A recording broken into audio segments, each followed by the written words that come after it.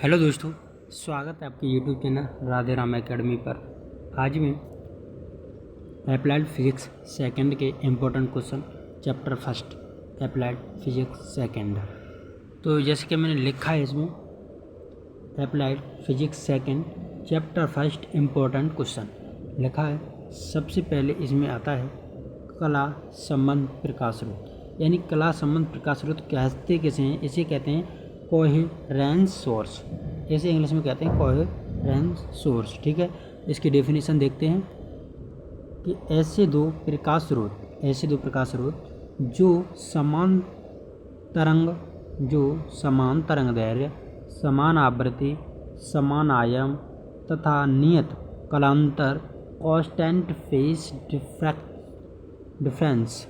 ठीक है, यानी कि ऐसे दो प्रकाश स्रोत जो समान तरंग दैर्घ्य, समान आवृत्ति तथा समान आयाम तथा नियत कालांतर का प्रकाश उत्सर्जित करते हैं, कला संबंध स्रोत कहलाते हैं।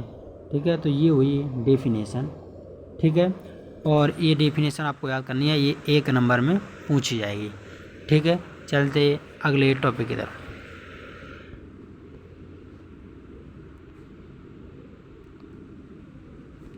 जैसे इसमें दिया है विवर्तन, डिफ्रैक्शन। क्या है वो? डिफ्रैक्शन। विवर्तन को इंग्लिश में कहते हैं डिफ्रैक्शन। ये भी बहुत इम्पोर्टेंट टॉपिक है। इसकी डेफिनेशन क्या है? प्रकाश तरंगों के मार्ग में स्थित किसी स्लिट, अवरोधक या तीक्ष्ण किनारों पर प्रकाश के आंशिक रूप से मुड़ने की घटना को विवर्तन कहते हैं। एक बार दोहराता हूँ। प्रकाश तरंगों के मार्ग में स्थित किसी स्लिट, अवरोधक या तीक्ष्ण किनारों पर प्रकाश के आंशिक रूप से मुड़ने की घटना को विवर्तन कहते हैं, यानी कि डिफ्रैक्शन कहते हैं।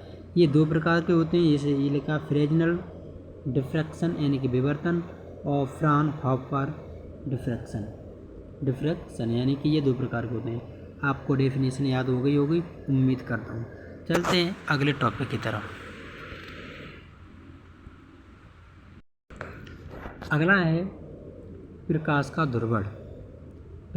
ध्रुवण, जिसे इंग्लिश में मैंने यहाँ नीचे लिख दिया है पोलराइजेशन ऑफ लाइट। ठीक है, पोलराइजेशन ऑफ लाइट, प्रकाश का ध्रुवण। तो सबसे पहले प्रकाश का ध्रुवण की हम डेफिनेशन देखते हैं। क्या कहता है? जब प्रकाश के, यानी कोई प्रकाश है, जब प्रकाश के विद्युत क्षेत्र के कंपनों को तरंग गति के लंबवत केवल एक ही दिशा में सीमित कर दिया जाता है तथा अन्य दिशाओं में कंपन शून्य हो जाते हैं, इस घटना को प्रकाश का ध्रुवण कहते हैं, यानी कि पोलराइजेशन ऑफ लाइट कहते हैं। एक और द्वारा फिर दर्शाता हूँ कि जब प्रकाश के विद्युत क्षेत्र के केवल एक ही दिशा में सीमित कर दिया जाता है,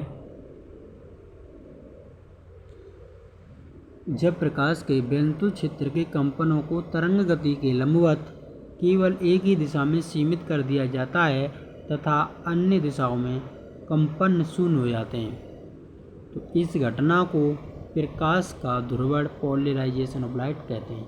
तो आपको समझ में आया प्रकाश का ध्रुवण।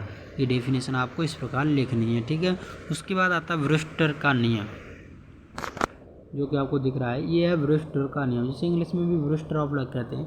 ठीक है, ध्रुवण कोण आईपी की डेफिनेशन है। ध्रुवण कोण आईपी की स्पर्शज्या का मान प्रयुक्त प्रकाश के लिए उस माध्यम के अपवर्तनांक n के बराबर होता है।